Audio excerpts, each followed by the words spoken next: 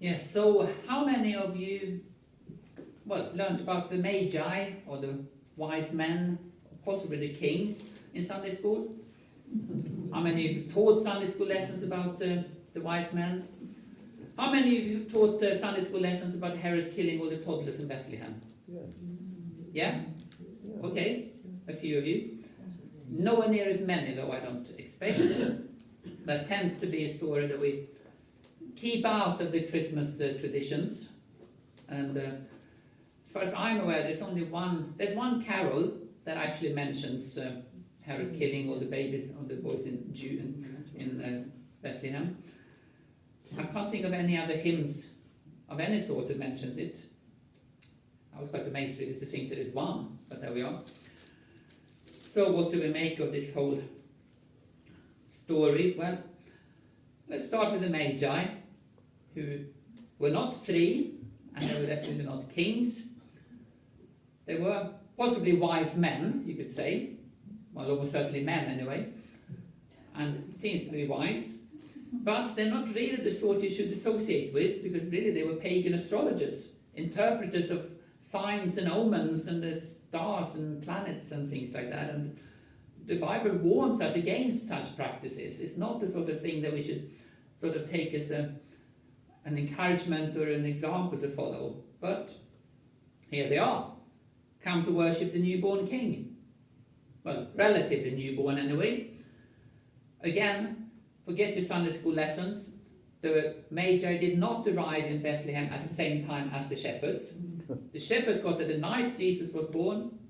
The Magi probably about a year or so later, judging from Herod's time frame for killing the babies. So they did not come at the same time as the shepherds. Why they came? Well, seems fairly straightforward. They came to pay homage to the new Jewish prince. And they must have worked out that this was a very special prince who was going to become a special king because of whatever this phenomenon was that they had observed in the night sky. There are many different theories about what the star was. Sometimes it's been portrayed as a comet. One more current suggestion, which sounds plausible, but I don't really know, is that there was a conjunction of Jupiter, who was always considered a royal planet, and Saturn, which was considered to represent Israel or the Jews. And there was a kind of repeated conjunction of Jupiter and Saturn at about the time that Jesus would have been born. So that's a possibility. There are other suggestions. It doesn't really matter. They saw something in the night sky and interpreted it as a newborn Jewish king. As I said, the Bible does not condone astrology. And generally speaking, the stars are just big balls of fire. But in the ancient days, people didn't really think of them that way, and people didn't separate the natural and the supernatural as much as we do. It seemed perfectly normal to assume that the stars and planets were involved in some way or another in what happens on Earth. And of course, God knew that. So I think at this point we have to agree with one of the commentators on this passage, who says that for one special event, the God who rules the heavens chose to reveal himself where the pagans were looking. And I thought, yeah, it kind of makes sense. They were looking at the stars. Okay, God, who can control everything, could use the stars and planets once in a blue moon, if you like, to reveal himself. I don't think it was a blue moon they saw, though. But I did think it's kind of interesting to note that, yes, they saw this phenomenon, interpreted it correctly in this case, but they still had to consult scripture to find out more detail. The star told them, new king in Bethlehem, in Israel. It was the Bible that told them about Bethlehem. And I think there is a bit of a parallel or a parable there with today. A lot of people may sense the presence of God in nature. I feel closer to God in nature than I sometimes do in church, I have to confess. Some people experience the supernatural in some way or another in music or in relationships or in all sorts of things. But if you want to know God personally, find out who he really is, you have to go to the Bible to find out who he is, what he's done, who Jesus is. It's great to experience God in nature, but it's not enough. To know him personally, you have to go to the written testimony, which is what Matthew does here, of course. Matthew is full of Old Testament quotes, and there's several in this passage, which is why it's so funny that one quote is missing. There's no quote whatsoever from the Old Testament explaining the arrival of the Magi, which is quite a glaring omission, really, considering he uses quotes for all sorts of other things. But I still think he wants to make 2 points by including the story of the Magi.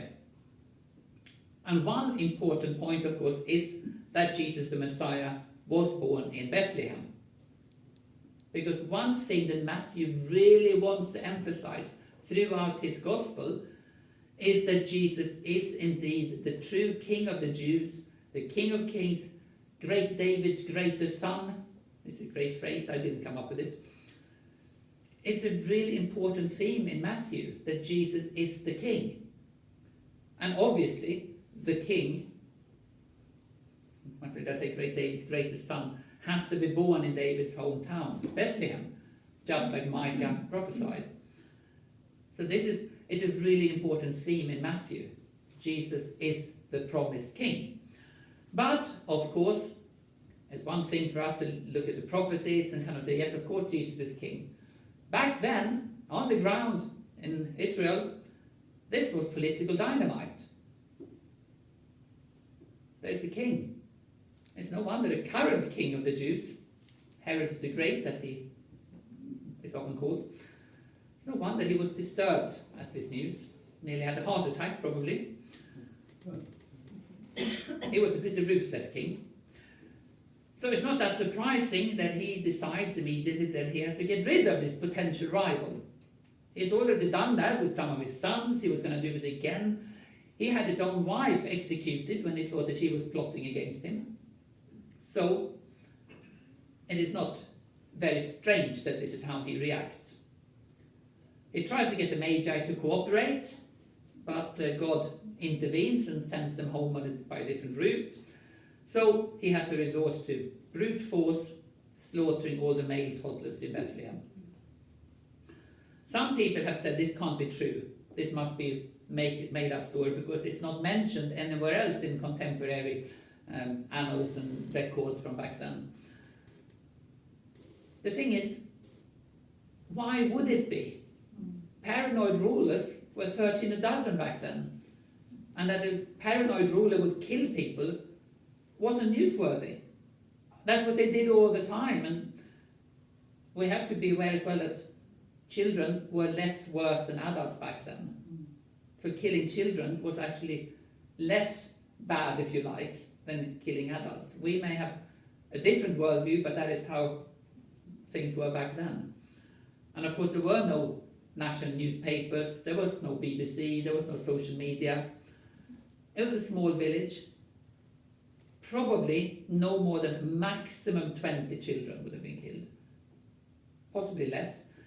That is less than the number of children killed annually in road accidents in Hampshire. And nobody makes a big thing of that. Not to mention the hundreds of thousands that are killed through abortion every year. So there is absolutely no reason why it would make any sort of headlines back then, if they had had headlines. Still, it does make us feel uncomfortable. It is an awkward part to have in the Bible. And I think we have to look at it this way. We may not like it, but I think it's true that God generally doesn't protect his people from suffering and death in this world. There are thousands of Christians in the world who are suffering persecution right now. Death threats, torture, executions, and even if it's not as bad as that, they're still ostracizing, losing out on opportunities, careers being thwarted, all sorts of things. Generally, Christians have to put up with the conditions of this world.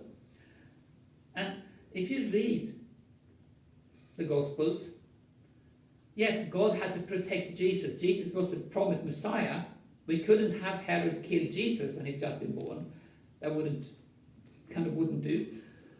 So he has to protect Jesus, but he's still using very minimal supernatural intervention. That has struck me many times when I've thought about this. He gives some specific directions through angels and through dreams, sending them off to Egypt, telling the Magi not to go to Herod. But apart from those kind of instances of guidance, generally God is allowing events to take the natural course. You kind of think he could have put the iron dome around Bethlehem, stop Herod's soldiers from getting there in the first place, rather than sending Jesus and his parents off to Egypt. Anybody who has travelled with a newborn knows that isn't a very easy thing to do. But he doesn't. Because God doesn't always do things the way we think he should. And in a way, that's where faith comes in. We just have to trust that he has his reasons for generally allowing things to take the natural course. I'll get back to that. But I want to unpack one of the quotes that Matthew does use here, which isn't very helpful. Because he doesn't find an Old Testament quote for the Magi, but he does find an Old Testament quote for Herod killing the toddlers, which is rather odd, really. This verse about Rachel weeping for her children. Rachel, who remembers who Rachel was? She was, yes, Jacob's favourite wife. Jacob, of course, being the patriarch who is then named Israel. He has 12 sons who become the tribes of Israel. Rachel was the mother of the youngest two, Benjamin and Joseph, of Technicolor fame. And she actually died when she was giving birth to Benjamin, and was buried in the vicinity of Bethlehem. So this quote from Jeremiah is really to do with the threatened exile to Babylon.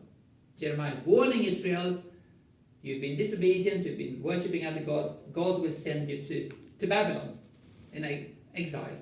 And he's prophetically imagining Rachel mourning for her descendants being carried off into exile.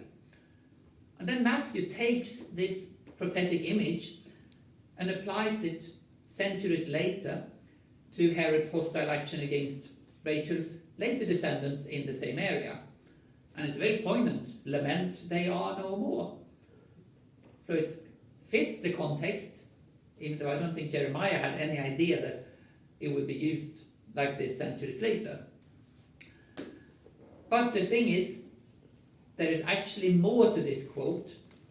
We have to remember that in the olden days, they didn't have pew Bibles. Most Christians did not have a copy of the Bible. The house church might have had a whole copy of the Old Testament and copies of Paul's letters and the Gospels when they were written. Ordinary Christians, it was centuries and centuries. I mean, it was really not until the invention of the printing press that ordinary Christians like you and me could expect to have our own copy of the Bible. So people memorized it. People knew the Bible. So when Matthew quotes one verse like this, most of his hearers, especially the Jewish hearers, would have remembered the whole context of that quote. And actually, in the context, in Jeremiah's main point is don't lament. Mourning, yes, but it's temporary, your children will be returned to you. It's actually a passage that predicts Israel's return from exile. Rachel is mourning, and Jeremiah says, don't mourn anymore, your children will come back. Now, that of course isn't, or wasn't, literally true in either of these cases, because virtually all of the Israelites who were actually carried off into exile died in exile, and it was their descendants, the next generation or two generations down, that experienced the joy of the freedom to return back home to Israel. And of course the bereaved parents in Bethlehem, didn't miraculously receive the babies back, because that we would have heard of. But the message still applies in both cases. In the midst of suffering and death, in the midst of the darkness of this world, God is still at work. God sent Israel into exile, but he did also bring them back. And now something even greater is happening. The Messiah is coming. The promised Prince of Peace is here. Joy to the world has been promised. But first, if you read the Gospel to the end, and I recommend doing that, it's a good idea to read the Gospel to the end, you will find that the Prince of Peace got embroiled in the suffering of this world. First, while he was still a baby or toddler, he had to be a refugee in Egypt. And as I said, traveling with a toddler is not fun, always. He was constantly opposed by the authorities, as we know, and he was eventually executed by the religious leaders and Herod's successors. He very much stepped into the suffering of this world. But he didn't just step into our suffering to kind of be able to say that he shares our sufferings. He came to change it. He suffered and he died in order to break the stranglehold of sin, which is what we remember in communion. But he also rose again to defeat death. And he's coming back. He's coming back as King of Kings. And when he comes back, he will put an end to suffering and oppression and injustice. The world currently is not as it should be. I keep saying this because people sometimes say, how could God create a world like this? Well, he didn't. That's the thing. The world isn't the way it should be. There is a war on. And I don't just mean Ukraine and Syria and Yemen and other places. There's a cosmic war on between good and evil, between God and Satan. And as in any war, there are civilian casualties. That seems to be a universal principle. But Jesus, the Prince of Peace, came to settle this age-old conflict between God and Satan once and for all. And he did that in the most unexpected way by dying on a cross. Satan is defeated, and every Herod will be deposed. Death has been conquered, and resurrection awaits. And resurrection awaits also for these children that Herod killed and their parents. Little comfort back then for the bereaved parents, but great day of rejoicing when Jesus comes back and the resurrection actually happens. And until then, it's still something that can help us trust that God knows what he's doing. That suffering and injustice in this world is happening because of this cosmic war, but it won't have the last word. That's not where the story ends.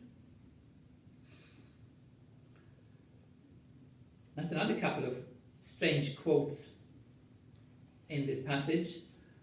Hosea's word about God calling his son out of Egypt. Hosea is clearly talking about Israel coming out of Egypt. He's not talking about the Messiah. It's not even framed as a prediction. But Matthew sees a connection between Jesus and the history of Israel. Just like Pharaoh, Herod kills the Jewish boys because he's afraid of rivals. Just like Moses, Jesus is protected by God in a foreign land. And just like Israel, Messiah comes out of Egypt after being persecuted. And all through Matthew, Jesus is portrayed as the new Moses, gathering the restored people of God around himself. Jesus is fulfilling the calling and purpose of Israel by bringing the blessings of the covenant to all the world, Jews and Gentile, which brings us back to the Magi, who came to worship. And I think Matthew here is hinting at something he tells us at the end of his gospel. Please remember, the beginning and the end belong together. The beginning of the Bible is closely tied with the end of the Bible. Genesis and Revelation are very closely linked. But the beginning of Matthew and the end of Matthew are also very closely linked. Because at the end of the gospel, we find the disciples worshipping the risen Jesus, who has been given all authority and shares the divine name with the Father and the Holy Spirit. And then disciples are sent out into the world to reach Jews and Gentiles everywhere, so that everyone can join in the worship and acknowledge Jesus as the Lord and King. And that's the second point that Matthew is making through the presence of the Magi. The first one was the King born in Bethlehem. The second one is the promise of the Messiah's worldwide reign over Jews and Gentiles. The blessings promised to Abraham will reach all the world. Psalm 72 says, "May all kings bow down to him and all nations serve him," which is probably where this idea that the Magi were kings comes from. But it is an important part of the gospel message that this promise of blessing was meant for everyone. The King of the Jews is also the King of kings, the King of all the world. And maybe the Magi were God's object lesson to remind the early church that this was the case, because the early church was a bit slow in understanding that the gospel was meant for the Gentiles as well. So, just to conclude here, we have an interesting contrast. We have the foreign astrologers. They come to worship the Jewish Messiah. We've got the Jewish scribes. They know where the Messiah is to be born, but when they hear about these foreigners come to worship him, they can't be bothered to investigate. Business as usual. And of course you have the current king, who's so scared by the coming of the Messiah that he tries to kill him. Which just shows that your starting point is not what determines your ultimate relationship with God, because the scribes and Herod had a lot more in favor of them finding and worshipping the Messiah, but it was the foreign astrologers who had everything against them who actually found him and worshipped him. And everybody is actually faced with that same choice: worship Jesus or ignore and reject him. That's what everybody's faced with. Are you going to worship the king, or are you going to reject the king? And you know what? I strongly recommend the first option.